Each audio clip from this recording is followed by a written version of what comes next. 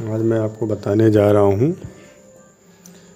Electrolysis of acidified water और electrolysis of copper sulphate. पिछले video में हमने बताया electrolysis of molten NaCl and electrolysis of aqueous NaCl।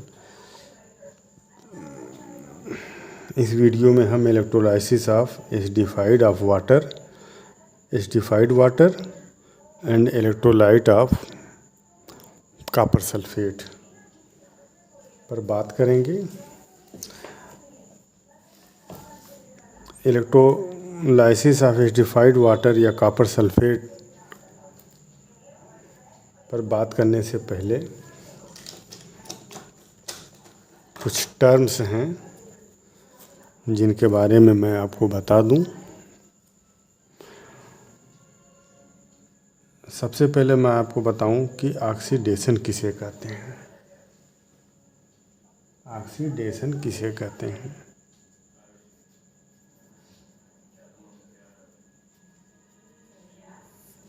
तो ऑक्सीडेशन जो होता है वो रिमूवल ऑफ इलेक्ट्रॉन, किसी भी एलिमेंट से, उसके एटम से इलेक्ट्रॉन अगर बाहर निकल रहा है, रिमूव हो रहा है, तो उसका ऑक्सीडेशन हो रहा है। जैसे मान लीजिए ये मेटल है और मेटल से एक इलेक्ट्रॉन बाहर निकल गया तो इस पर एक प्लस चार्ज इस पर आ जाएगा। तो हम ये कहेंगे कि मेटल M+1 में ऑक्सीडाइज्ड हो गया। देखिए ये मेटल जब ये ऑक्सीडाइज नहीं हुआ था तो ये प्योर स्टेट में था, और कोई भी मेटल या नॉन मेटल अगर वो अपने प्योर हालत में मीन्स फ्री स्टेट में अगर वो पाया जा रहा है तो उसका ऑक्सीडेशन नंबर 0 होता है। ये मेटल फ्री स्टेट में पाया जा रहा है, इसका ऑक्सीडेशन नंबर 0 है। आप यहाँ देखिए ऑक्सीडेशन नंबर 0 से ऑक्सीडेशन नंबर 1 हो गया, तो ऑक्सीडेशन नंबर इसका इंक्रीज किया। हम ये कहेंगे कि ये मेटल M ऑक्सीडाइज्ड हुआ, metal M is oxidised into metal M+1। और ये कब होता है? जब ये एक इलेक्ट्रॉन को ये लूज करेगा। यहाँ ये एक इलेक्ट्रॉन लूज कर रहा है, एक भी कर सकता है, 2 भी कर सकता है, 3 भी, मगर इस केस में एक इलेक्ट्रॉन लूज कर रहा है। जैसे मान लीजिए Na है और Na अगर एक इलेक्ट्रॉन अगर लूज करेगा तो इस पर पॉजिटिव चार्ज आ जाएगा। तो एक इलेक्ट्रॉन ये लूज कर रहा है, पॉजिटिव चार्ज आ रहा है, तो रिमूवल ऑफ इलेक्ट्रॉन ये ऑक्सीडेशन कहलाता है। तो Na ये फ्री स्टेट में है, इसका ऑक्सीडेशन नंबर 0 है। ऑक्सीडेशन नंबर 0 से ऑक्सीडेशन नंबर 1 में ये कन्वर्ट हुआ तो हम कहेंगे कि ये Na is oxidise into Na+1। अब ये जो Na+1 जो ऑक्सीडाइज हुआ है, अब ये फ्री स्टेट में ये नहीं पाया जाएगा। अब इसको किसी न किसी से कंबाइन होना है।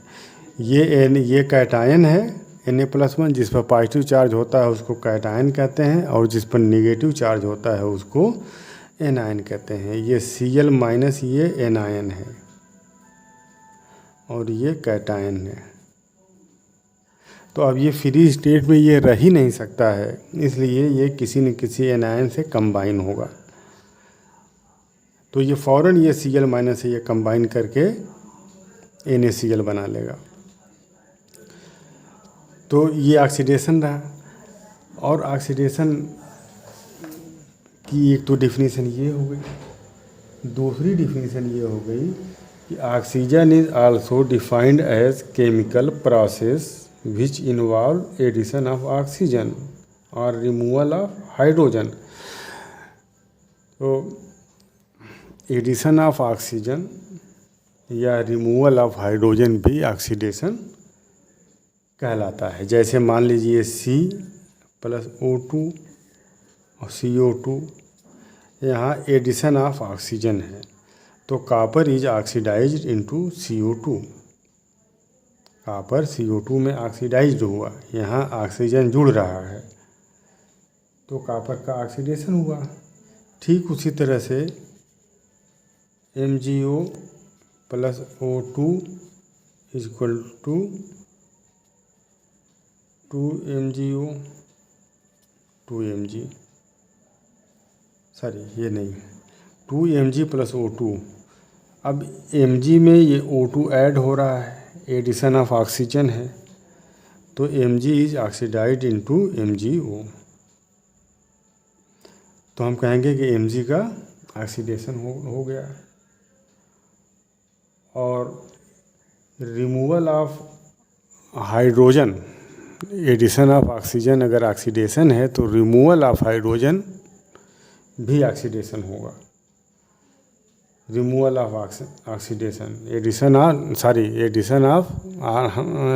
ऑफ ऑक्सीजन या रिमूवल ऑफ हाइड्रोजन, ये ऑक्सीडेशन कहलाता है। तो जैसे मान लीजिए H2S plus Cl2 2HCl plus S। आप यहाँ देखिए कि सल्फ़र से हाइड्रोजन रिमूव हो रहा है, सल्फ़र से हाइड्रोजन रिमूव हो गया तो सल्फ़र क्या हो गया, सल्फ़र ऑक्सीडाइज्ड हो गया। H2S जो है सल्फ़र में ऑक्सीडाइज्ड हो गया। तो ऑक्सीडाइज क्यों हुआ कि इसमें से हाइड्रोजन बाहर निकला। अब देख लीजिए ऑक्सीडाइजिंग एजेंट क्या होता है। ऑक्सीडाइजिंग एजेंट हम किसे कहते हैं। अब देखिए यहाँ पे जैसे मान लीजिए ये Cl है, ऑक्सीडाइजिंग एजेंट के बारे में जान लीजिए। ऑक्सीडाइजिंग एजेंट क्या होता है। ऑक्सीडाइजिंग एजेंट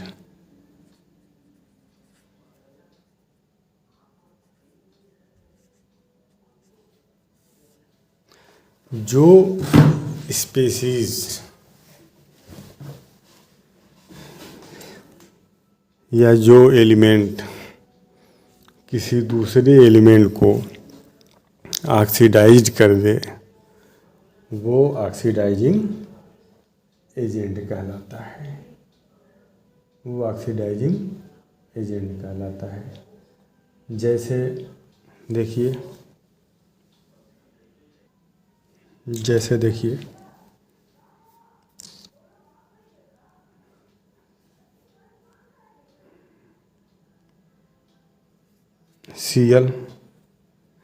Cl अगर एक इलेक्ट्रॉन ले ले तो ये कन्वर्ट हो जाएगा Cl माइनस में, और Na अगर एक इलेक्ट्रॉन लूज कर दे तो Na प्लस में कन्वर्ट हो जाएगा। अब यहाँ देखिए इसका फंडामेंटल क्या है। इसका फंडामेंटल ये है कि अगर क्लोरीन एक इलेक्ट्रॉन अगर लेने के लिए तैयार न हो तो Na एक इलेक्ट्रॉन लूज भी नहीं करेगा। अगर ये क्लोरीन एक इलेक्ट्रॉन लेने के लिए तैयार हो तो Na एक इलेक्ट्रॉन लूज करके Na प्लस में कन्वर्ट होगा। मतलब Na का सोडियम ऑक्सीडाइज्ड होगा। तो सोडियम ऑक्सीडाइज तब होगा जब इससे एक इलेक्ट्रॉन क्लोरीन ले ले। इसका मतलब ये हुआ कि सोडियम के ऑक्सीडाइज होने में क्लोरीन एक इम्पॉर्टेंट रोल अदा कर रहा है। अगर क्लोरीन न होता यहाँ पर तो सोडियम ऑक्सीडाइज नहीं होता। इसलिए ये जो क्लोरीन है ये ऑक्सीडाइजिंग एजेंट हो गया। ऑक्सीडाइजिंग एजेंट हो गया, ये ऑक्सीडाइजिंग एजेंट हो गया। और रिड्यूसिंग एजेंट क्या है।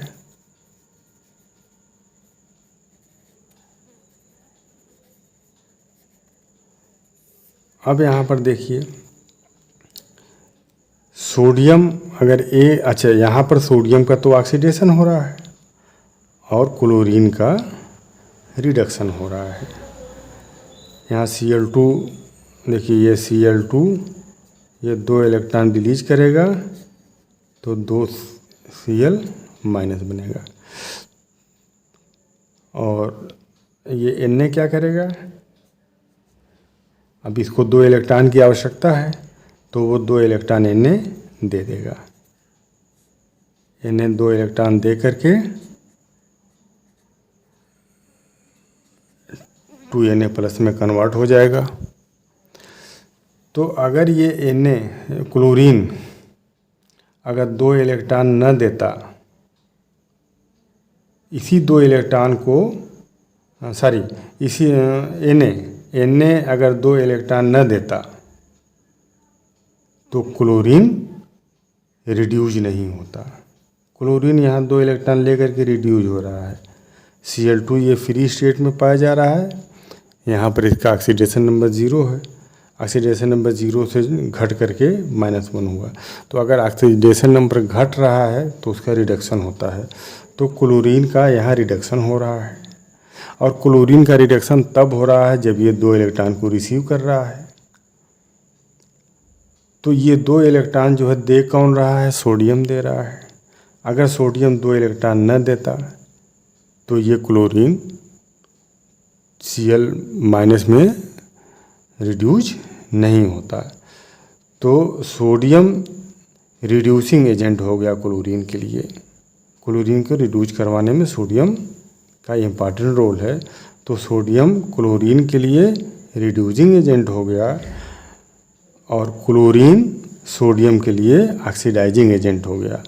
अगर क्लोरीन इसका इलेक्ट्रॉन न लेता तो ये ऑक्सीडाइज भी नहीं होता, इसलिए ये ऑक्सीडाइजिंग एजेंट हो गया, और ये न देता तो ये रिड्यूज भी ना होता, इसलिए ये रिड्यूसिंग एजेंट हो गया।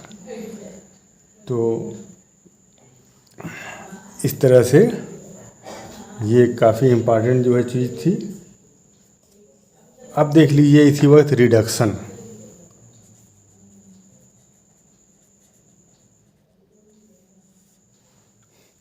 रिमूवल ऑफ इलेक्ट्रॉन अगर removal of electron is oxidation,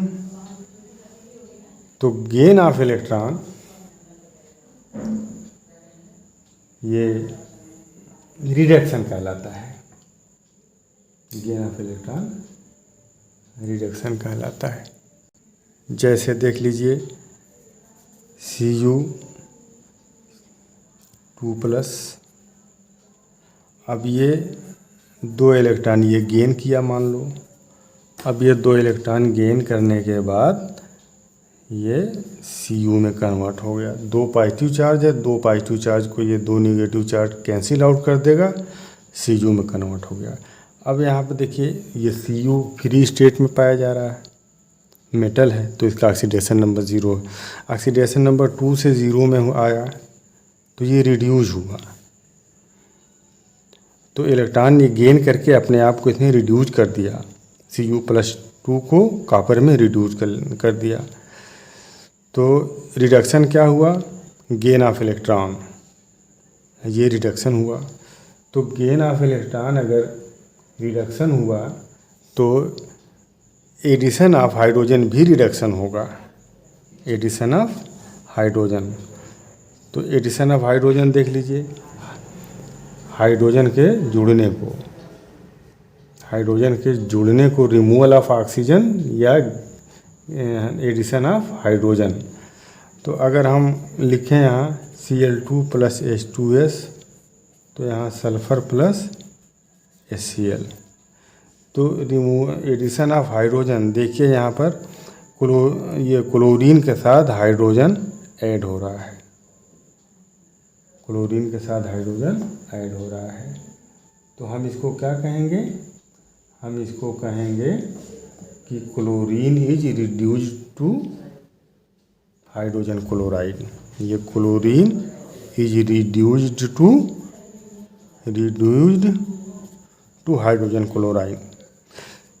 तो बात समझ में आ गई कि गेन ऑफ इलेक्ट्रॉन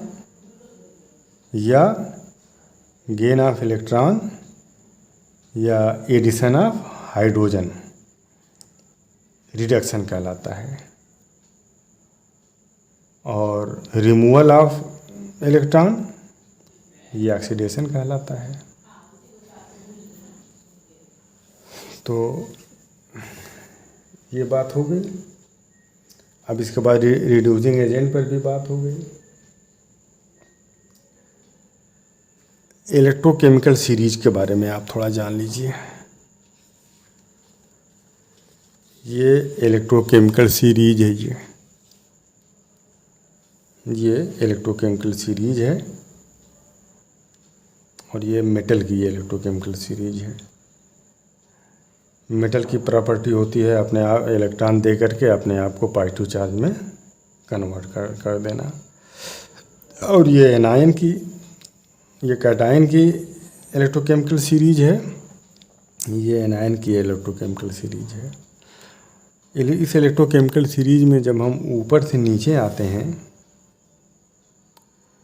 इसको रिएक्टिविटी सीरीज भी कहते हैं। जब हम ऊपर से नीचे आते हैं तो इसकी जो रिएक्टिविटी है वो घटती है। सबसे ज़्यादा K+ रिएक्टिव होगा, उसके बाद C+2, जैसे जैसे नीचे आएंगे रिएक्टिविटी इसकी घटती जाएगी। तो रिएक्टिविटी इसकी घटेगी, और कैथोड पर डिस्चार्ज होने की कैपेसिटी जैसे जैसे नीचे आएंगे बढ़ेगी। कैथोड पर अपने इस चार्ज को डिस्चार्ज करने की जो कैपेसिटी है जैसे जैसे नीचे आएंगे बढ़ती जाएगी। मान लीजिए कैथोड पर Mg+2 गया इलेक्ट्रॉन लेकर के अपने आप को Mg में रिड्यूज होने के लिए, और कैथोड पर H+ भी गया अपने आप को इलेक्ट्रॉन ले करके H2 में रिड्यूज होने के लिए। तो अब ये H+ बिल्कुल नीचे है, तो इसकी इलेक्ट्रॉन लेने की पावर ज़्यादा होगी Mg+2 से। इसलिए अगर दोनों ये कैटायन अगर माइग्रेट कर रहे हैं कैथोड की तरफ डिस्चार्ज होने के लिए, तो Mg+2 से पहले H+ डिस्चार्ज हो जाएगा, H+ डिस्चार्ज हो जाएगा। ये 2 H+ आयन जाएंगे, और ये दो H+ आयन जो है ये 2 इलेक्ट्रॉन ले करके H2 में रिड्यूज हो जाएंगे। ठीक उसी तरह से ये केमिकल रिएक्टिविटी सीरीज याद कर लीजिएगा। ठीक उसी तरह से ये एनायन है। एनायन में भी जैसे आप नीचे आएंगे, अब ये एनायन कहाँ डिस्चार्ज होगा? एनायन निगेटिव है ना, तो ये पॉजिटिव इलेक्ट्रोड पर जा कर के डिस्चार्ज होगा। तो एनोड पॉजिटिव होता है, ये पॉजिटिव पर जा कर के डिस्चार्ज होगा। तो इस पर निगेटिव चार्ज है, तो पॉजिटिव पर जा कर के अपना इलेक्ट्रॉन देगा, रिमूव करेगा, अपना इलेक्ट्रॉन रिमूव पॉजिटिव में एनोड पर। ये देखिए ये एनोड है, एनोड यहाँ पॉजिटिव है। तो अब ये सब एनोड पर आ कर के अपने इलेक्ट्रॉन को दे करके अपने आप को ये ऑक्सीडाइज्ड होंगे। तो जैसे जैसे हम नीचे जो है बढ़ते जाते हैं, एनोड पर डिस्चार्ज होने की कैपेसिटी इनकी बढ़ती जाती है। अगर इस एनोड पर सल्फेट भी चले और OH भी चले डिस्चार्ज होने के लिए, तो सल्फेट से पहले OH इलेक्ट्रॉन को दे करके अपने आप को डिस्चार्ज कर लेगा। क्यों कर लेगा? कि OH इस रिएक्टिविटी सीरीज में सल्फेट से नीचे है। मान लीजिए Cl- जा रहा है और Br- जा रहा है, तो Br- चूँकि Cl से नीचे है, इसलिए Br- 2 इलेक्ट्रॉन जो है दे करके Br2 में कन्वर्ट हो जाएगा, और Cl से पहले ये पहुंच करके अपना काम कर लेगा, Cl रह जाएगा। तो ये रिएक्टिविटी सीरीज होती है। और इसके बाद अब मैं आपको बताऊं कि इलेक्ट्रोलाइसिस ऑफ एसिडिफाइड हाइड्रोजन। अगर इतना आप जान गए हों तो इलेक्ट्रोलाइसिस ऑफ एसिडिफाइड हाइड्रोजन के बारे में बता दूं आपको। देखिए, इसके अंदर एसिडिफाइड हाइड्रोजन का मतलब ये है कि प्योर वाटर अगर है तो वो बैड कंडक्टर ऑफ इलेक्ट्रिसिटी होता है। प्योर वाटर के अंदर आप इलेक्ट्रिसिटी नहीं फ्लो कर सकते हैं। तो प्योर वाटर में आप अगर डाइल्यूट H2SO4 मिला दें थोड़ा सा, तो ये H+ आयन बन जाएगा और सल्फेट आयन बन जाएगा। H+ आयन और सल्फेट आयन बन जाएगा। तो ये दोनों आयन मिल करके इलेक्ट्रिक को फ्लो कराने लगेंगे। तो इलेक्ट्रोलाइसिस के लिए हम इसमें पानी, वाटर और उसमें थोड़ा सा डाइल्यूट H2SO4 हम इसमें डाल देंगे।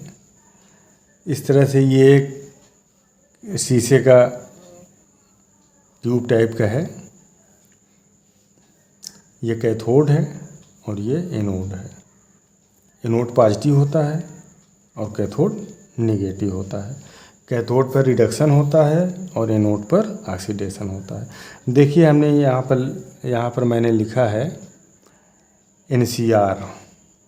NCR का मतलब नेगेटिव कैथोड रिडक्शन, मतलब कैथोड नेगेटिव होता है और उस पर रिडक्शन होता है। यहाँ में लिखा पाव। पाव का मतलब पहला ये P पॉजिटिव, ए से एनोड पॉजिटिव और यहाँ ऑक्सीडेशन होता है। तो ये इसकी मीनिंग है। अब देखिए, यहाँ पर जो है जो इलेक्ट्रोड यूज किया गया है, ये इलेक्ट्रोड प्लेटिनम का यूज किया गया है। प्लेटिनम का इलेक्ट्रोड हम यूज क्यों करते हैं? प्लेटिनम का इलेक्ट्रोड हम इसलिए यूज करते हैं कि प्लेटिनम या ग्रेफाइट, ये दोनों केमिकल रिएक्शन में पार्टिसिपेट नहीं करते हैं। तो हमें ऐसे इलेक्ट्रोड की अगर आवश्यकता हो, ज़रूरत हो, जो केमिकल रिएक्शन में पार्टिसिपेट न करें, तो हम ग्रेफाइट लेते हैं या प्लेटिनम लेते हैं। इनको इनर्ट इलेक्ट्रोड कहा जाता है। और जो इलेक्ट्रोड केमिकल रिएक्शन में, इलेक्ट्रोलाइटिक सेल में जो केमिकल रिएक्शन होता है उसमें अगर पार्टिसिपेट करते हैं, तो ऐसे इलेक्ट्रोड को हम एक्टिव इलेक्ट्रोड कहते हैं। जैसे copper electrode, zinc electrode, silver electrode, ये एक्टिव इलेक्ट्रोड हैं। तो यहाँ पर जो लिया गया है, यहाँ पर सिल्वर, ये प्लेटिनम का इलेक्ट्रोड लिया गया है। Platinum file which is inert connected to copper wire to the two terminal of battery. Battery के टर्मिनल से नेगेटिव, बैटरी से यहाँ नेगेटिव दे दिया, यहाँ पॉजिटिव दे दिया। अब देखिए होता क्या है, यहाँ H2O H+ आयन में और OH आयन में कन्वर्ट होगा, और H2SO4 भी H+ आयन में और सल्फेट आयन में ये कन्वर्ट होगा। अब देखिए यहाँ पर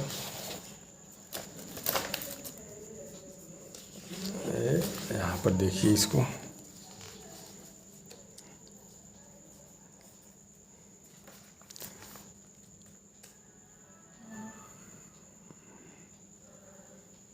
ये H2O H+ और OH माइनस और H2SO4 H+ और सल्फेट माइनस। इस पर देखिए पॉजिटिव, और ये कैटायन है और ये एनायन। तो अब यहाँ कैथोड पर नेगेटिव देते हैं और एनोड पर पॉजिटिव देते हैं। तो जब हम कैथोड पर नेगेटिव दे रहे हैं तो कैथोड की तरफ कौन माइग्रेट करेगा? ये नेगेटिव है, नेगेटिव पॉजिटिव को अट्रैक्ट करता है, तो कैथोड की तरफ H+ माइग्रेट करेगा। ठीक, कैथोड की तरफ H+ माइग्रेट करेगा, और एनोड की तरफ, एनोड चूँकि पॉजिटिव है तो पॉजिटिव की तरफ नेगेटिव माइग्रेट करेगा, ये एनायन माइग्रेट करेगा। ये कैथोड की तरफ माइग्रेट करेंगे और इलेक्ट्रॉन को रिसीव करके, कैथोड पर नेगेटिव चार्ज है, यहाँ ये इलेक्ट्रॉन को लेंगे और इलेक्ट्रॉन को लेने के बाद अपने आप को रिड्यूस कर लेंगे H2 में। और ये जो एनायन है, ये एनायन जाएगा एनोड पर, और एनोड पर जाने के बाद अपना इलेक्ट्रॉन, ये इलेक्ट्रॉन रिच है, नेगेटिव चार्ज है ना, तो ये अपना इलेक्ट्रॉन इसको देंगे। किसको देंगे? देखिए यहाँ ये अपना इलेक्ट्रॉन, ये जो स्पीसीज है ये वाली OH और SO4-, ये अपना इलेक्ट्रॉन इसको देंगे, एनोड को देंगे। और एनोड को अपना इलेक्ट्रॉन देंगे तो इलेक्ट्रॉन को, अब ये इलेक्ट्रोड को जब इलेक्ट्रॉन जब ये अपना दे देंगे ये, तो ये ऑक्सीडाइज्ड हो जाएंगे। ये रिमूवल ऑफ ऑक्सीजन क्या कहलाता है? ये रिमूवल ऑफ इलेक्ट्रॉन ऑक्सीडेशन कहलाता है। तो ये इलेक्ट्रॉन यहाँ से रिमूव कर देंगे, अपना छोड़ देंगे, तो इनका ऑक्सीडेशन हो जाएगा। तो एनोड पर ऑक्सीडेशन होगा और कैथोड पर रिडक्शन होगा। अब देखिए प्रिफरेंशियल डिस्चार्ज की बात यहाँ पर। अब कैथोड पर तो ये जो H+ आयन है ये कैथोड की तरफ आएंगे, तो कैथोड, तो ये दोनों H+ है, H2O का भी ये H+ है और H2SO4 में भी H+ है। तो ये जो H+ हैं कैथोड पर, ये दो H+ दो इलेक्ट्रॉन को गेन करेगा और दो इलेक्ट्रॉन को गेन करके H2 में कन्वर्ट हो जाएगा। तो ये जो H+ है वो रिड्यूज हो गया H2 में, कैथोड पर रिडक्शन होता है, तो दो इलेक्ट्रॉन को गेन करके ये रिड्यूज हो गया। गेन ऑफ इलेक्ट्रॉन क्या कहलाता है? रिडक्शन कहलाता है। ये रिडक्शन हो गया। अब आ जाइए मसला, प्रॉब्लम एनोड पर है। एनोड पर अब चूँकि यहाँ ये एनायन दो हैं, OH- और सल्फेट- दोनों, अब ये दोनों ये पॉजिटिव इलेक्ट्रोड की तरफ ये माइग्रेट होंगे, आकर्षित होंगे। दोनों ये यहाँ पर आने का प्रयास करेंगे और अपने इलेक्ट्रॉन को यहाँ दे करके अपने आप को डिस्चार्ज होने का प्रयास करेंगे। तो कौन पहले डिस्चार्ज होगा, कौन डिस्चार्ज हो जाएगा इसमें? अब आप रिएक्टिविटी सीरीज में देखिए कि इस रिएक्टिविटी सीरीज में, एनायन के रिएक्टिविटी सीरीज में जो सबसे नीचे है वो सबसे पहले डिस्चार्ज होगा। तो अब चले दोनों, यहाँ से चलेंगे दोनों, कौन कौन? दोनों OH भी चलेगा और सल्फेट। तो being OH ion below the reactivity series, hence OH ion discharge at cathode. OH ion, ये OH नीचे है ये, तो इसकी इलेक्ट्रॉन के देने की कैपेसिटी इसकी ज़्यादा होगी, अधिक होगी। इसकी इलेक्ट्रॉन देने की कैपेसिटी कम होगी। दोनों चलेंगे इलेक्ट्रॉन दे करके अपने आप को डिस्चार्ज करने के लिए, मगर सल्फेट से आयन से पहले OH आयन यहाँ पहुँच करके अपना इलेक्ट्रॉन यहाँ दे करके और अपने आप को रिड्यूस कर लेगा। तो ये जो OH है आयन, ये एक इलेक्ट्रॉन दे करके अपने आप को OH में कन्वर्ट कर लेगा। तो अब चूँकि OH स्टेबल है नहीं, इसलिए दो OH आपस में मिल करके, ये OH और ये O और ये H, OH और ये वाला H इसके साथ लग जाएगा तो H2O बन जाएगा और ये O खाली हो जाएगा। अब ये भी स्टेबल नहीं है, ये एक एटम है, ये भी स्टेबल नहीं है। तो अब ये क्या करेगा? ये एक और O से रिएक्ट करके O2 बना लेगा। तो ये काम कहाँ हो रहा है? ये काम हो रहा है एनोड पर हो रहा है, यहाँ पर। तो एनोड पर ऑक्सीजन गैस लिबरेट होगी और कैथोड पर क्या जो है, कैथोड पर हाइड्रोजन गैस लिबरेट होगी। तो वाटर एक केमिकल कंपाउंड है। इलेक्ट्रिसिटी पास करके हमने इसके दोनों पार्ट को ब्रेक कर दिया, इसीलिए इसको इलेक्ट्रोलाइसिस माने होता है तोड़ना। इलेक्ट्रो मीन्स इलेक्ट्रिक दे करके आपने इसके दोनों पार्ट को, वाटर के दोनों पार्ट को, हाइड्रोजन और ऑक्सीजन को आपने ब्रेक कर दिया। तो इसलिए इसका इलेक्ट्रोलाइसिस हो गया। अब यहाँ देखिए, electrolysis of copper sulphate solution using platinum anode. तो प्लेटिनम एनोड भी प्लेटिनम जो इलेक्ट्रोड होता है ये भी इनर्ट होता है, केमिकल रिएक्शन में ये पार्टिसिपेट नहीं करते हैं। ये देखते हैं कॉपर सल्फेट का इलेक्ट्रोलाइसिस किया जाए।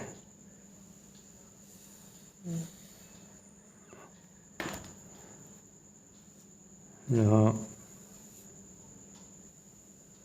ये 2 इलेक्ट्रोड हैं, इसको मान लीजिए एनोड है तो इसको पॉजिटिव देंगे, और कैथोड है तो इसको कैथोड पर रिडक्शन होगा और एनोड पर ऑक्सीडेशन होगा। इसके अंदर कॉपर सल्फेट सॉल्यूशन है,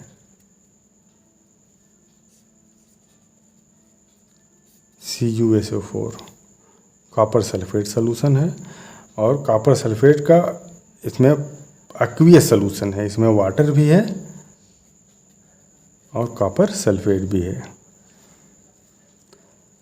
तो अब आप देखिए यहाँ जब हम इसके अंदर करंट को फ्लो कराएंगे तो ये चूँकि ये कॉपर सल्फेट ये एक्वियस है तो इसलिए copper positive Cu+2 sulphate negative sulphate negative sulphate negative sulphate negative और Cu पॉजिटिव ये सब आयन इसके अंदर इस सॉल्यूशन में पड़े हुए हैं।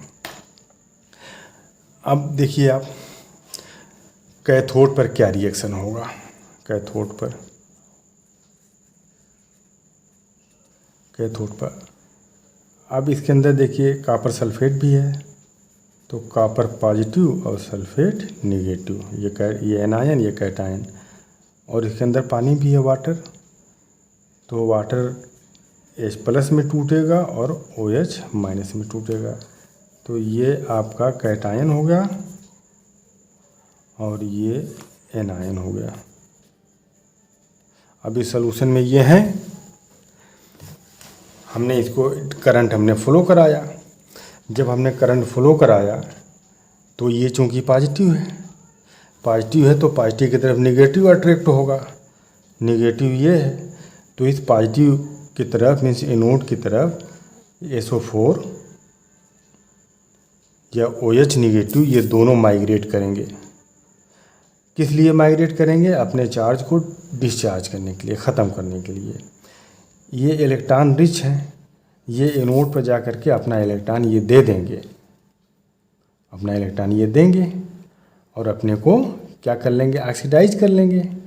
और ये जो इलेक्ट्रॉन इसको मिलेगा ये इलेक्ट्रॉन फ़ौरन यहाँ चलेगा, और जब ये यहाँ चलेगा तो चूँकि इस पर निगेटिव है तो इसके तरफ पॉजिटिव अट्रैक्ट होगा, तो कॉपर इसके तरफ अट्रैक्ट होगा, और कॉपर अट्रैक्ट जब ये होगा तो यहाँ से जो इलेक्ट्रॉन निकल रहा है उस इलेक्ट्रॉन को कॉपर रिसीव करके अपने आप को रिड्यूस कर लेगा कॉपर में। तो एनोड पर हम देखें क्या होगा। अब एनोड पर ये दोनों चीज़ें चलेंगी, अपने चार्ज को डिस्चार्ज करने के लिए दोनों चलेंगे। तो अब जब ये दोनों चलेंगे तो कौन अपने आप को डिस्चार्ज कर लेगा? देखिए यहाँ सीरीज में देखिए OH सबसे नीचे है तो इसके डिस्चार्ज होने की पावर सबसे ज़्यादा होगी। किसके कंपैरिजन में? सल्फेट के कंपैरिजन में, आयन के। तो ये अपना चार्ज उतार देगा जा कर के यहाँ, ये कामयाब हो जाएगा अपने डिस्चार्ज के लिए। और ये तो OH माइनस ये OH माइनस ये अपना इलेक्ट्रॉन रिमूव कर देगा, छोड़ देगा यहाँ, और OH में कन्वर्ट हो जाएगा, और 2 OH आपस में मिल जाएंगे तो ये बन जाएगा H2O + O, और 2 O आपस में मिल करके O2 बन जाएंगे। तो अब ये जो O2 है कहाँ, ये काम कहाँ हो रहा है, ये काम यहाँ हो रहा है एनोड पर। तो एनोड पर ऑक्सीजन गैस लिबरेट होगी, O2 यहाँ पर लिबरेट होगी। अब इसके बाद आ जाइए, अब ये जो दोनों पॉजिटिव चार्ज हैं ये इस इलेक्ट्रॉन को लेने के लिए कैथोड पर जाएंगे अपने आप को डिस्चार्ज करने के लिए। तो अब देखिए ये कॉपर है और ये हाइड्रोजन, देखिए यहाँ कॉपर और H+। तो कॉपर की प्रॉपर्टी, ये चूँकि मेटल है इसलिए रिएक्टिविटी सीरीज में देख लीजिए इसको। ये देखिए ये रिएक्टिविटी सीरीज है। रिएक्टिविटी सीरीज में देखिए हाइड्रोजन ऊपर है और कॉपर नीचे है। अब ये जैसे जैसे हम नीचे आ रहे हैं कैथोड पर जा कर के डिस्चार्ज होने की प्रॉपर्टी बढ़ती जा रही है। तो हाइड्रोजन H+ के नीचे Cu है तो Cu के डिस्चार्ज होने की प्रॉपर्टी ज़्यादा होगी, इसलिए Cu क्या करेगा,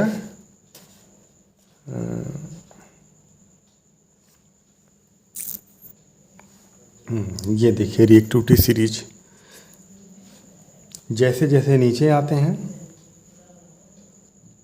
कैथोड पर डिस्चार्ज होने की कैपेसिटी बढ़ती जाती है। तो हाइड्रोजन ऊपर है, Cu+2 नीचे है, तो कैथोड पर डिस्चार्ज होने की कैपेसिटी Cu+2 की ज़्यादा होगी, H की कम होगी। इसलिए दोनों माइग्रेट करेंगे कैथोड की तरफ, मगर कामयाब कौन होगा, जिसकी डिस्चार्ज कैपेसिटी ज़्यादा होगी। तो Cu नीचे है इसलिए इसकी डिस्चार्ज कैपेसिटी ज़्यादा है। तो अब यहाँ Cu डिस्चार्ज हो जाएगा। ये तो ये काम कहाँ हो रहा है, एनोड पर हो रहा है, कैथोड पर। अब ये दोनों Cu+ और H+ चलेंगे तो Cu+ H+ के नीचे हैं रिएक्टिविटी सीरीज में, इसलिए Cu+2 अपना 2 इलेक्ट्रॉन ले करके Cu में रिड्यूज हो जाएगा, ये सॉलिड हो गया ये। तो इन दोनों H+ और Cu के कंपटीशन में Cu+ हावी होगा और ये फ़ौरन ये 2 इलेक्ट्रॉन यहाँ इससे ले करके अपने आप को Cu सॉलिड में रिलीज कर देगा। और ये चूँकि सॉलिड है ये, इसलिए ये इस यहाँ पर इलेक्ट्रोड पर ये चिपक जाएगा ये Cu।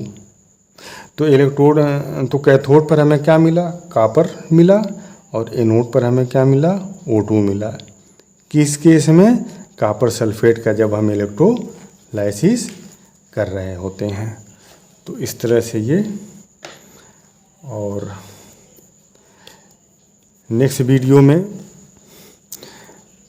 इलेक्ट्रोलाइसिस से रिलेटेड कुछ और इम्पॉर्टेंट चीज़ें, जैसे मेटलर्जी है,